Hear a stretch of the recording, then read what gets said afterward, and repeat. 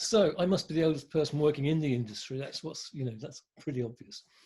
So as a kid, I just loved drawing and loved buildings. And all my books are full of scribbles of buildings, really interesting design. And I was really good at art. And that was my whole sort of motivation for doing stuff at school. Loved it. And a natural progression of that was then going on to do a foundation course. And I thought I wanted to be a painter, actually. The tutors just saw that I got my imagery, my paintings were really good spatially. And they said, have you thought about working in 3 dimensions? And they saw this in my work. So I signed up for a BA course in interior design at Birmingham, which I did, which was again fantastic. And the first year there it was really broad, and you didn't specialize. You did 3D design, you learned drawing, everything. It was fantastic. And then 2 years in interior design, where you're running interior design projects, and really loved what I was doing. And then I applied to the Royal College and got a place there. It was the last 3-year master's course. It was a school of interior design, and then it changed to architecture. And it was just fantastic. We had a lot of freedom, and you could try things out. And I think that's 7 years at art college. That's quite a long time, actually. And then in the last year at the Royal College, I had a friend of mine who'd worked at the BBC in the design department. And he'd worked there in the summer before. And he said, you'd really like it there, because he knew my work and what it was like. And I applied, and I got a summer job there for, I think, 3 months in the design department. And there were over 100 designers, huge, the costume design, makeup design, everything. And I worked there and absolutely loved it. And eventually they renewed my contract, and then I became permanent eventually, and worked fantastic. I spent 15 years working in the design department of the BBC. So you were working on period dramas, you were working on kids shows, you were working on comedy shows, you were working on occasion, and you learned very, very fast. You were working in design groups with different designers all the time, and nothing exists like that now. It's so hard now, but that was a massive training ground. And people that came into their costume, makeup, production design, they went out throughout the world, took their skills with them. It's amazing, actually. I grew up in a little village in the Hampshire countryside, so I had no exposure to anything kind of constructive in terms of getting into the industry. But my absolute passion was Doctor Who, the original series of Doctor Who, and I kind of, even though it sort of scared me and frightened me, and I was entertained by it, I still realised that people did it, made it was a job. And so my ideal job was to be making spaceships for Doctor Who. And I actually applied to the BBC when I was 11, but they said they tended to take people who were a bit older, so I had to wait. And because there was no dedicated sort of production design courses when I was going into higher education, further education, I, like Grenville, went through the sort of fine art route. So I did my foundation year and then got a place to do fine art sculpture. But I'm not an artist, a fine artist. And so I used to kind of skive out of college and work with local theatre companies, building props and helping build sets. And everybody will have this in their careers. The lump of good luck that I got was while I was studying at Exeter, a film company came down to shoot a movie on Exmoor, and they needed a local runner. And I applied for the job and got it. So I found myself immersed in feature film making, and the people who were producing the film went on to shoot another movie, and they asked if I'd travel with them. So I just packed my bag and went to London and sofa surfed for about 3 months whilst I was working as a runner. I applied for a scheme called Job Fit, which became FT2, and I think it's Screen Skills Training Finder now. But it was very much a sort of immersive training project where you actually went on to productions, and that allowed me to move from the production side of filmmaking into the art department. But the 2 years I spent as a production runner have been the most invaluable experience, because I actually know how a production works. So when the line producer comes in and says, we haven't got enough money for this, I say, well, I know how your budget's working, and I can find sort of holes in their argument. So it's been really useful.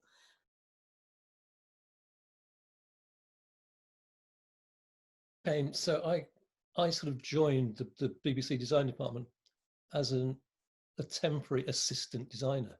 That's with a Master of Arts degree and everything, and you were put into design groups with senior designers, there'd be one senior designer and probably about 6 designers and then 6 assistants, and you'd work with everybody. And I remember the fantastic guy, an architect called Tony Abbott, who actually worked on some of the Festival of Britain stuff back in the 50s, was our senior designer. And he was working on this really, I can't remember the name of it, some period program. And they needed a sedan chair, and it's a very specific sedan chair, all made in metal. And he just said, look, come up with some ideas for this. And it was fantastic, just draw and pen, you know. And that was my first little job, and I probably spent 2 weeks working on the detail of this, and the beautiful embellished drawings, and you know, and then that was made in the workshop. It's fantastic. Producing the call sheet was a surprise, because it was a absolute manic sort of afternoon, getting all the information together and photocopying 200 call sheets and stapling them together. And I remember sort of sitting down at the end of the day going, wow, what about that?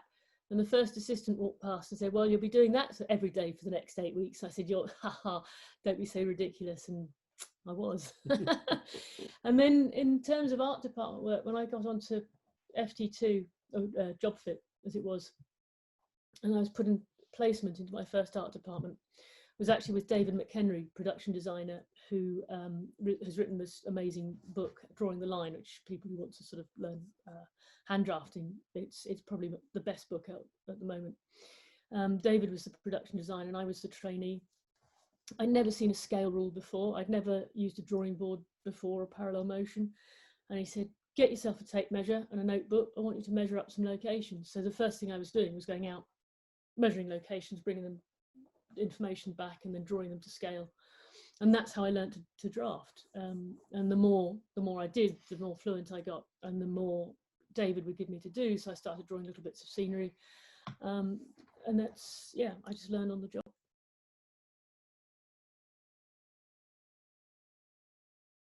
I was looking after some sort of Saturday morning kids show, and which was a standard set that would come in every week, you know, so it's the same thing. But you'd also have they'd have live bands, so you'd get to design a little set for a band. And I could still draw it, actually. So I designed a little set for this band. It was a sort of Art Deco thing with golf ball lights on it and stuff. Yeah, it's very, very 70s. It quite exciting to see it on screen? It was pretty exciting. Yeah, it was actually. But the great thing was getting credit. That was the best thing, wasn't it? Yeah. On the film that I worked on in my summer holidays at college, although I was a production runner, the designer and the art director knew that I was really interested in getting into the art department. So if they could, and I had opportunity, they'd try and give me little tiny things to do. And they needed to shoot a pickup shot of some sheet music that one of the characters is playing the piano. So I was able to source some sheet music. But they wanted a particular title to this music. So the music inside wasn't what the title on the front cover was. And I created a cover for this music and photocopied it and had it copied to the right size on like aged paper, and just aged it down a little bit. And then in the final film, which was screened, it went on national release. So I went to see it with some of my college friends, and there's this moment where the camera just cuts to the music, and it's my bit of music. It's like, this is my music! Did you see it? It was there. So that was the first time I actually saw something else, and the credit, because we were all being a feature film. There's no restriction on the time that your transmission is going out, so that you know that scrolls through. So we all sat to the end and saw my name up, which was very, it just made me feel super excited, without a doubt. I sort of work across every genre. I've never had one area. You know, I've gone from, you know, Spice World to Jane Eyre to, you know, that's quite contrasting stuff. I think the script's got to be good. You've got to love the script. You've got to really feel for that script. Otherwise, you know, if you get past page 10, it's usually good. Yeah, you want the story to be. You want the story to grip you as a story, as a you know, a collaborator on that process. You have to believe it. You really need to believe it. You know. I think if I had something I'd like to do, which I've never had the opportunity to do, would be a big Second World War picture, because the idea of sort of tanks and explosions and all that sort of thing is just be fantastic.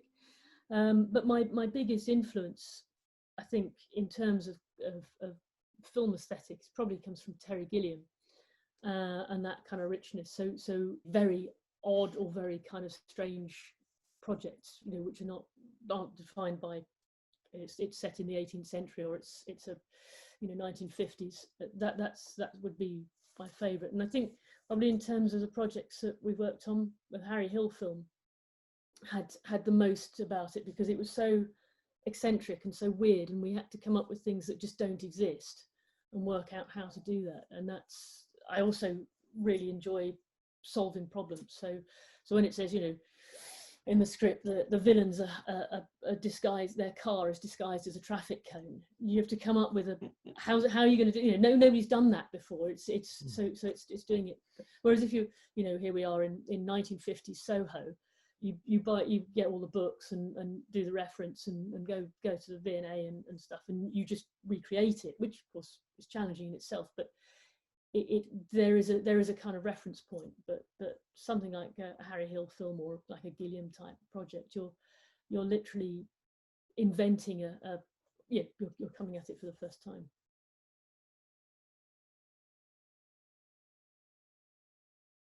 I love, once the set's dressed, we're there and signed off with the director, get out of there, I can't bear it, I'm not part of a shooting crew, I love the getting ahead, planning it, creating it, and then leave it and get on to the next bit. I think for me, it's got to be breaking the scripts down, because it's a desk job, it's at the computer, it's dull, and you've got to be so focused, and yet it's the most important part of the job, because without having deconstructed the script and taken it apart so you understand what's required.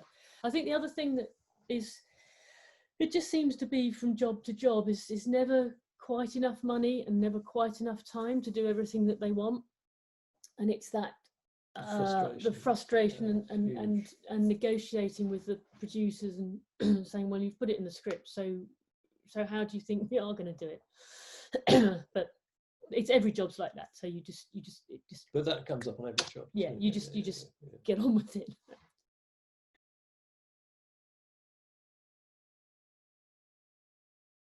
Well, Grenville's the boss, so there's no conflicting ideas between us. And you make it all happen. And I make it all happen. So he says, I want this, and I think working with really good regular people, it's fantastic. There's a lot of shortcuts, isn't there? We work with Claire, the set decorator, so we're a team. We know what. And I think creatively we can get more out of each other, by working together for longer periods. And it's not. I think the art department is a family. It's a family unit, and I think anybody's got a good idea will have it. Anybody. That's why I like us all together in one big room. One of the most difficult things to deal with is when you get a director who doesn't know what they want but knows what they don't want, and that's. So you're presenting ideas and they go, oh, I didn't think it was going to be like that, or no, I'm not really sure. So you're instead of getting sort of positive information, all you're getting is negative information. So you're constantly trying to eliminate things that they don't like, but that can be sort of endless. What you need is some sort of direction, and then you can follow that, and you can take ideas off. Well, it's like, what about this or this, isn't it? Like,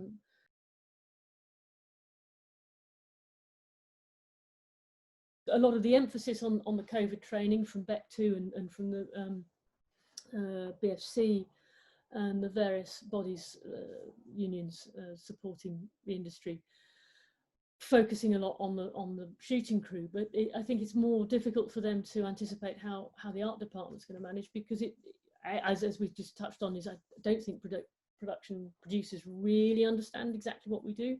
So when we say, we all need to be in an office together, and say, well, can't you work from home? And it's not like the first AD punching in data to create a schedule. It's a very fluid environment as well. So we being able to physically see each other and interact.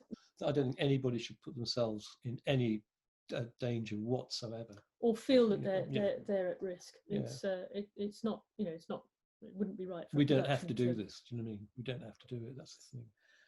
kind of ignore somebody's concerns about their working environment. Mm. But I think one of the issues possibly with production design courses is that you spend 3 years doing a degree, and your degree is in production design, and you come out thinking you're a production designer. So what can be slightly misleading is that you might think, oh, I can go on, like maybe I can start designing things, but actually there's people designing who've got a lot of experience, and never ever underestimate the value of experience. And now you've got a bit of experience and you say, well, actually, I'm not going to do this for free, I want some pay. And they go, actually, do you know what? There's someone there who's going to do it for free, and they're really excited, and they've got some great ideas. So bye. and the people who are, and it's not exploitation, because everyone needs to, you know, to find their feet and get on and get the experience.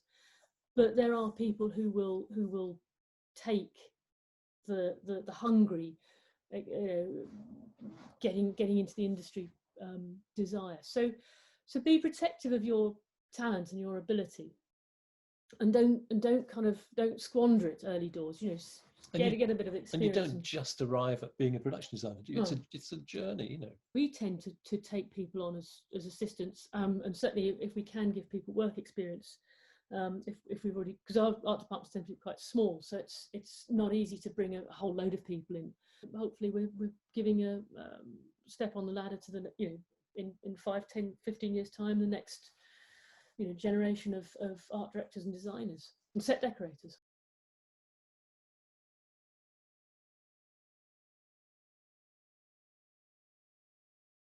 There are some people come through not necessarily art department specific degrees. They might do general filmmaking or media studies type things, and discover within that they are drawn to the art department, and they didn't realise, like you were saying, you know, that there's actually a job that you can do in that field, but they might not have the skills that are generally considered to be fundamental, so technical drawing, drafting, model making. So we've been running these courses at the London Film School, very intense 6-day courses called Absolute Beginners. So people who come from, they might be transitioning from, say, theatre into film, or from costume, textiles. They might have come from architecture, and it's a way of bringing people together to show them the basic skills that we would look for in art department crew. And we're looking now to taking that concept out and going one step further, which is to take it to schools, colleges, as a little kind of pocket concept, so that people can go, oh, hang on a minute, you know, I'm 16, just about to take my GCSEs. I'm not really sure I want to go on to do A-levels, or I think I'll do A-levels, but I don't want to go to college, or I want to go to college, but I don't know what I want to do. So we say, well, here's the film industry. It is an environment that can accommodate an awful lot of different skills and backgrounds. And we're doing this in our one-to-one sessions, our London Film School talkie shop chats as well. Is that it's, you know, there's a mindset, I think, that fits in the film industry, and if you have the sort of skills that can you know, you can adapt to go along with your mindset, you'll find a niche. Yeah. And you know. But you're right, it's bringing it into the school system, isn't it? So as it's 16, you're aware of these things. So, yeah.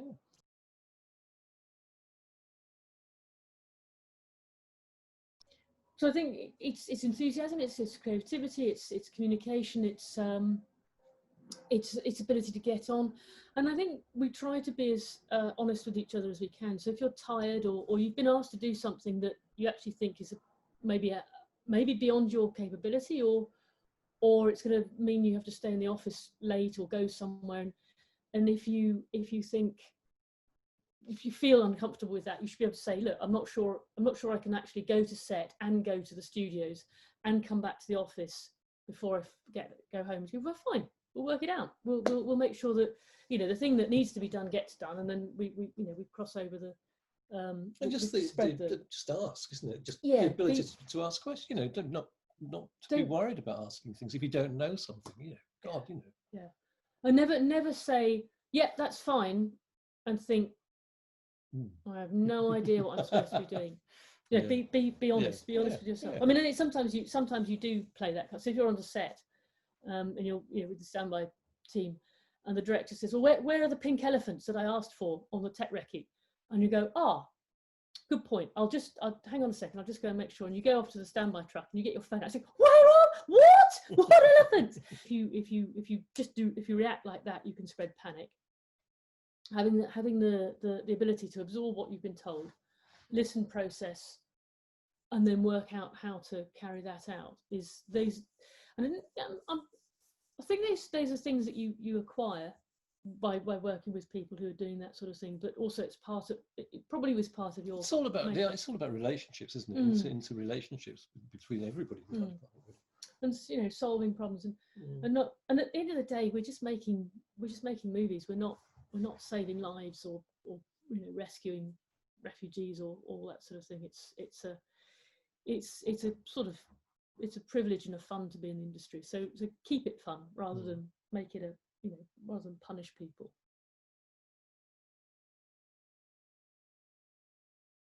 You feel obliged to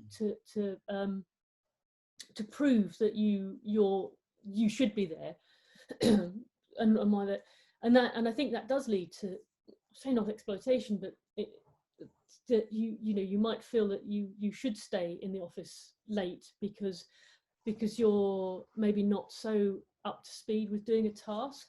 So someone who's really experienced will do something really quickly, but because you're still learning your craft, your trade, you take a bit longer. But that's not a fault or an issue.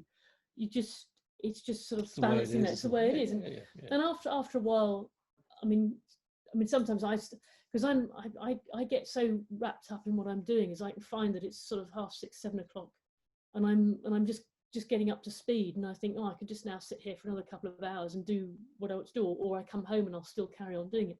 But I'm so immersed in it, and it's a sort of fascination and an obsession, and probably an unhealthy one at times. But maybe that's what defines us as film technicians, that it's obsessive and unhealthy, and we can't get away from that. It's an addiction.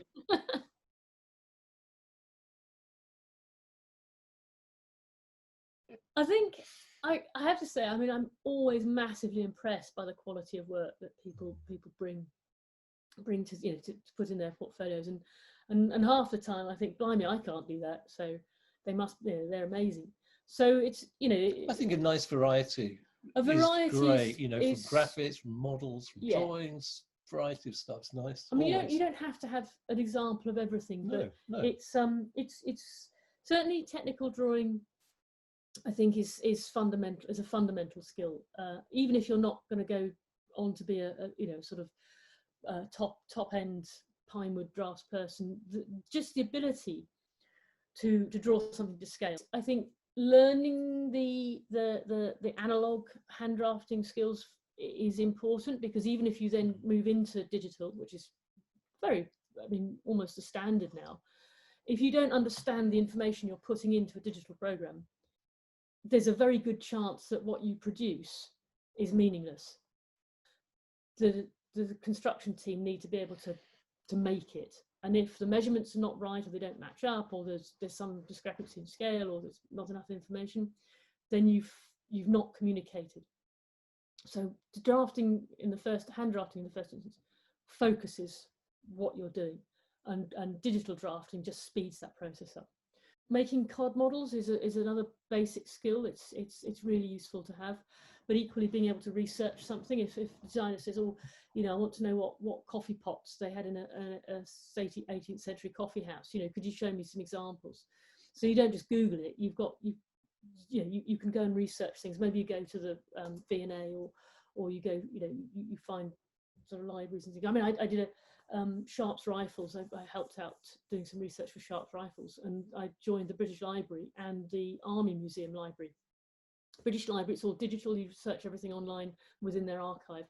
The Army Library, it's all like little folders, and you pull a thing out and you write a piece down, and they get this stuff out of the vaults. So you're actually handling a diary written by a captain in the sort of northwest frontier. What else in the portfolio? I like So just personal work as well. work is Drawings, really if you're painting, if you Yeah. do paintings, Or and, sketching. yeah, anything like that. It's lovely to see that. Actually. I think that's.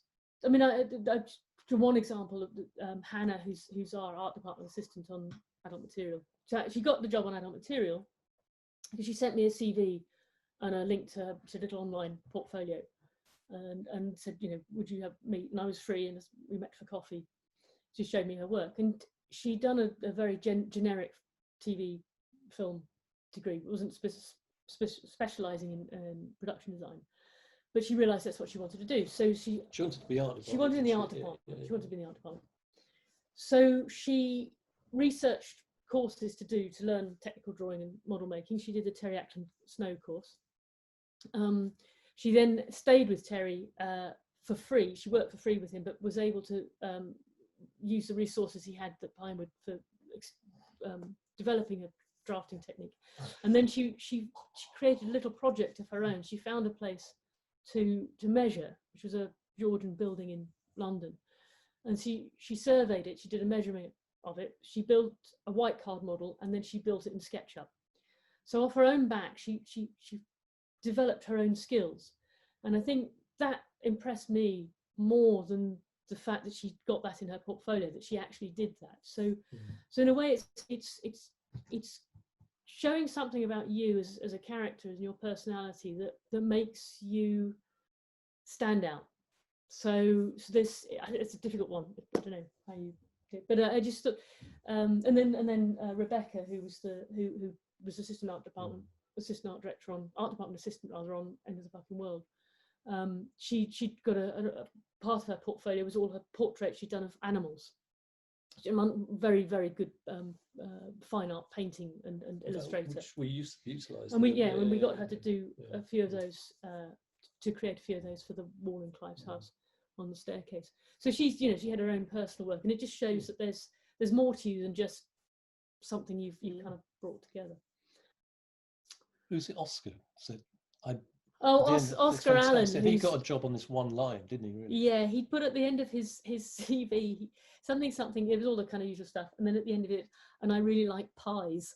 I make pies. I make pies. So Graham was right. He's on.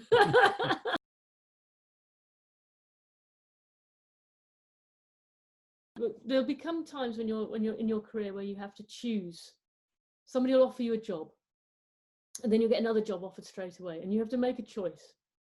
Do I go this way or do I go this way? This pays better and it's going to be at home. This isn't so well paid. It's going to be away, but the script's fantastic. It's got really interesting director. I love the designer, but it's going to be uncomfortable for 4 months, 5 months. What do you do? And you might go, actually, do you know what? I'm going to stick with this one because it's series 8 of a established series. It's not going to be a difficult job, but I can be at home and money's quite good. And then some people go, do you know what? I'm going to do this because it's an amazing. How else am I going to get this? So you'll never know whether you make the right decision or not. But I think I've made decisions which I think maybe I should have gone the other way, but at the same time, I'm very, very happy I did go the way I went. I